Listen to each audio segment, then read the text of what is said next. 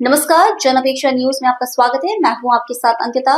चलिए खबर देखते हैं विस्तार से। मुंबई के सुप्रसिद्ध आचार्य प्रदीप तिवारी ने उज्जैन आकर बाबा महाकाल के दर्शन किए। दर्शन करने के पश्चात आचार्य प्रदीप तिवारी से ज्योतिष के बारे में बातचीत की। बातचीत के दौरान उन्होंने बताया कि बिहार में जो चुनाव हुए हैं उसमें जो लोग गायिका मैथिली ठाकुर से उन्होंने चर्चा की है और उसके कुंडली को देखकर उन्हें 1 वर्ष भी कह दिया गया था आप राजनीति के क्षेत्र में जाएंगे और बहुत बड़ा पद आपको मिलेगा।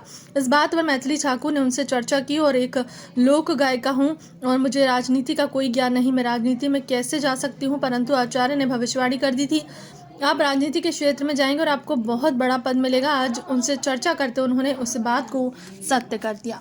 उतरे जो जिसके लिए हम गए तो जी मैथिली ठाकुर का विधानसभा क्षेत्र में मुझे जाना था, जो कि उनकी सीट अलीनगर रही है जी हेलो रहने वाली तो मधुबनी की हैं। तो हम 3 दिन उनके कार्य क्षेत्रों में विधानसभा में हम जो है उनके साथ हमारा दौड़ा रहा है। तो जी चीज़ें वहाँ से निकल कर आई हैं, पिछला कार्यकाल देखा जाएगा तो ज़्यादा ठीक नहीं है, लेकिन एक जैसे उमंग है, जैसे नया चेहरा है, तो लोगों का रुझान लेडी पक्ष का बोलो या बच्चों का बोलो तो थोड़ा उस लोग आकर्षित किया है कि शायद ये नया चेहरा है या कुछ लोग बिहार के कितने जिलों में घूमे मतलब हम लमसम मान लीजिए कि 7-8 जिला में घूमे तो हमें माहौल जो लगा कि एनडीए के ही पक्ष में जो है लोगों ज़्यादा दिख रहा है। अच्छा हमको लगता है कि शायद सत्ता भी उनके हाथ में आरजेडी की बहुत चर्चा कर रहे हैं कि हाँ, मामला तो थोड़ा कंपटीशन का है। तो बहुत ऐसी सीटें रहेंगी जहाँ 1500 के कम से कम 50 ऐसी सीटें आएंगी जहाँ 1500, 2000, 3000 में हार जीत हो सकती है। बीजेपी की सीटें कितनी हैं? सर नमस्कार, मैं दीपक जायसवाल जन अपेक्षा समाचार पत्र से। बिहार में हुए चुनाव में मैथिली शरण ठाकुर को आपने जो मार्गदर्शित किया उसके बारे में कुछ? हाँ, हमारा तो काफ़ी समय से उनके साथ मिलना जुलना उठना बैठना रहा। तो हमने बहुत पहले ही इस विषय में जब वो गाने के क्षेत्र में आई थी तो हमने बहुत पहले ये भविष्यवाणी हमारे द्वारा हो चुकी थी कि पॉलिटिक्स में आप जा सकती हैं या जाएंगी, लेकिन उनको कोई उम्मीद नहीं थी। लेकिन जैसे ये समय आया वो गई।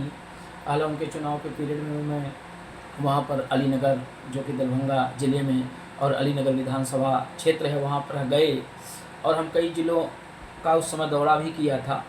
और इसी से उनसे मिले तो काफ़ी हल उनके अंदर वो अग्रेसिव था कि चुनाव लड़ रहे हैं या हम हार जीत का तो होता रहता है।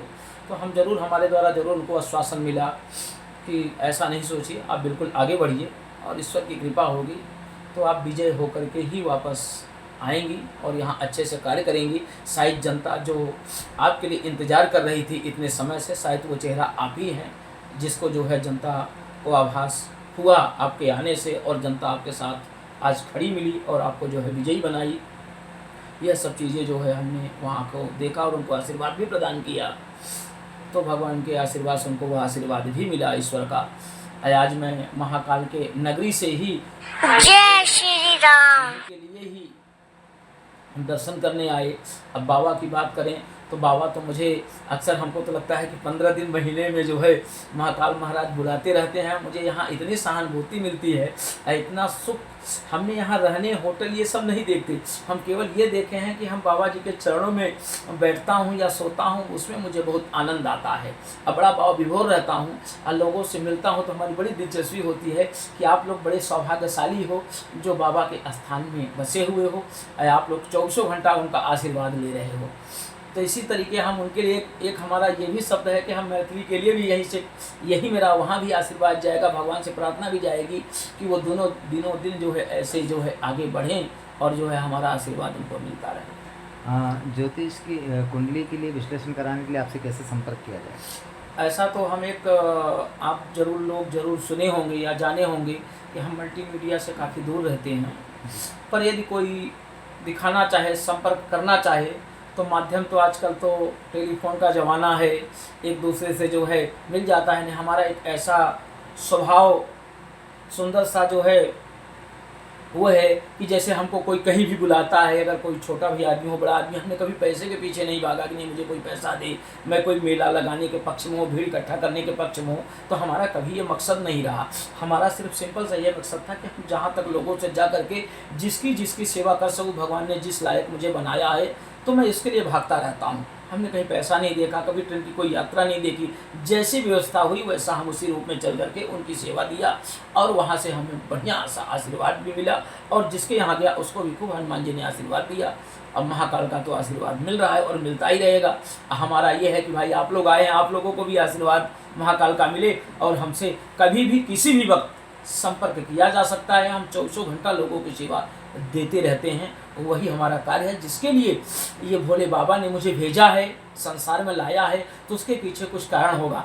हमने भाई साहब से लोगों से यही चर्चा की कि ब्रह्मा जी ने कितने भी अपने उससे लिख दिया हो। एक बार ब्रह्मा जी ने ये चीज़ कहा कि हम लोग किसी को बिना पुत्र बना दिए हैं। जय श्री राम। ऐसे देवता हैं कि वो चाहते हैं कि जो है वो लिख देते हैं या बोल देते हैं कि मेरे लिए जो है अलग से जो है मैं कभी भी किसी का कंफर्म टिकट कर सकता हूं कि भले आपने लिखा है कि पुत्र नहीं होंगे, लेकिन आशीर्वाद से जो है शिव जी के आशीर्वाद से पुत्र। इसके लिए ब्रह्मा जी के सरस्वती से एक बार ब्रह्मा जी ने ये बात कहा था, एक काम करो ये सारा रजिस्टर शिव जी को दे दो। तो ये सब बातें जो है बहुत लंबी बातें हो जाएंगी, लेकिन इसके लिए निसंकोच चाहे बॉम्बे से लेकर के हम तो हर समय जो है घूमते रहते हैं लोगों की सेवा के लिए। अब भगवान ने मुझे इसीलिए ही कर रखा है, वो सारा लाइफ हमारे द्वारा होता रहेगा। आपका एक बार शुभ नाम बता दीजिए। मेरा शुभ नाम है आचार्य प्रदीप त्रिपाठी। जो हमारा जन्मस्थली हम आपको बता दिए और हमारा कर्म भूमि जो है मुंबई में हम रह के सेवा देते हैं और ऐसे जो है लोगों की जो है घूम घूम करके सेवा देते रहते हैं। और हमारा कोई ऐसा किसी को बुलाने का कोई स्थान नहीं है, न हम ऐसा करते हैं। धन्यवाद।